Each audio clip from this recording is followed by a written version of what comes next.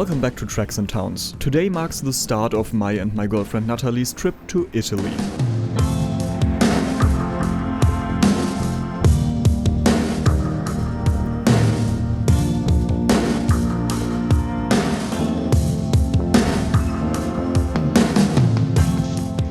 After a quick 15-minute walk to the train station in Ansbach, we boarded the IC 2083 to Berchtesgaden almost on time. I explained the German InterCity 1 type of trains in detail in my latest video. If you want to see why I love compartments, feel free to check it out.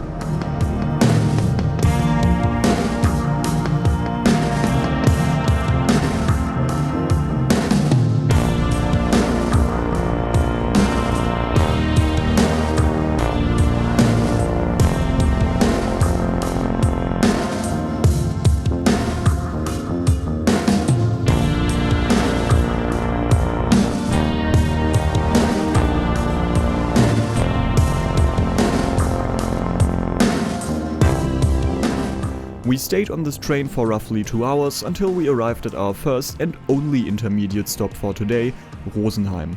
There we were surprised by frequent announcements stating that letting balloons fly is forbidden in this train station. I don't think I've heard this announcement at any other train station in Germany. If you know why this is a particular thing about Rosenheim, please let us know in the comments. We used our 90-minute layover to eat at McDonald's. Nathalie also filled up her water bottle right outside of the station.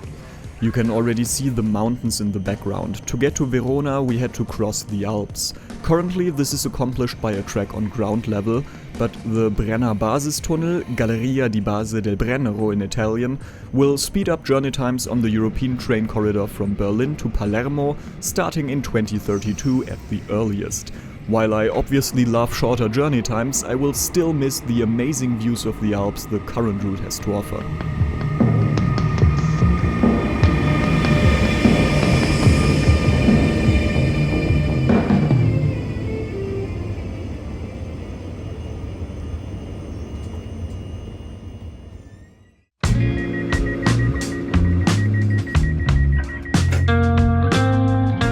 This train, RJ89, is an ÖBB Railjet 2.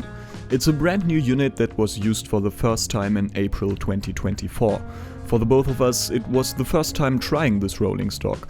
I honestly liked it quite a lot. There are easy to understand displays with current information placed throughout the train, and the first class seats are very comfortable. I also like how there is no gap in between a double seat. Therefore, people seated behind me can't see what I do on my laptop, for example. The seats are leather coated and feature a table, phone holder, wireless charger, 2 USB-A ports, coat hook, storage net and 1 outlet per passenger. I would have preferred USB-C, and the wireless charger is almost unusable because my phone slides off of it constantly, but overall I really enjoyed the interior of this new train. The bright wood paneling gives it a pleasant touch, and the burgundy leather on the headrest looks quite elegant. Right here on the left side you can also see the storage area for luggage. You can easily secure your suitcase by using a credit card with NFC or by setting a PIN code on the number pad provided. This service is free of charge.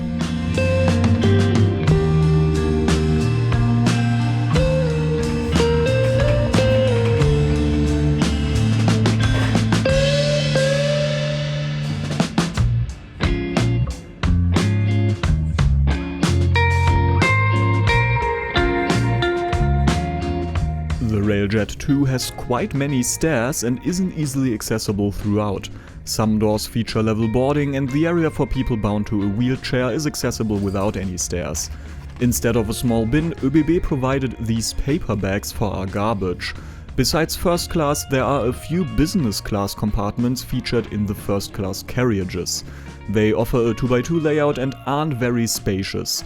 If you plan on going somewhere alone or as a couple and you can make sure to rent out the whole compartment, this might be worth it. With 4 people, this would be a rather cozy affair. As I got myself a cappuccino at the vending machine during a brief stop in Innsbruck, I will let you enjoy some of the views I was able to capture on the Railjet 2.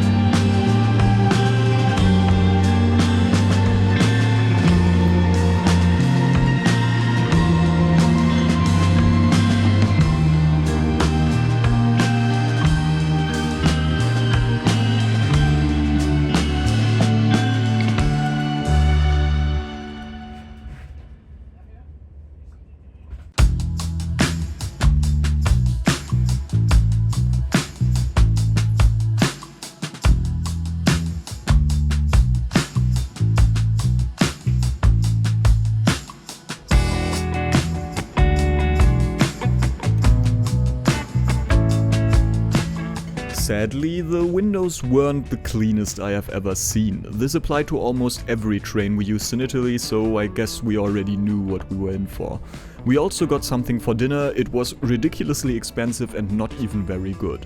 Our arrival at Verona Porta Nuova was 44 minutes behind schedule.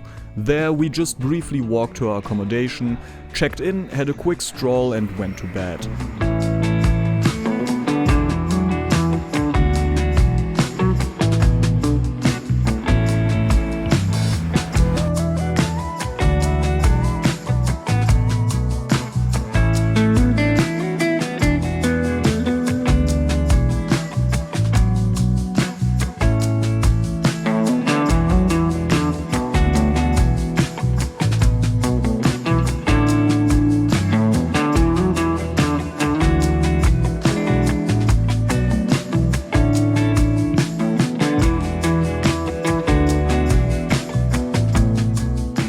Tomorrow, on the 11th of September, will be our first time on the Trenitalia Frecciarossa-Mille as we make our way to Firenze Santa Maria Novella.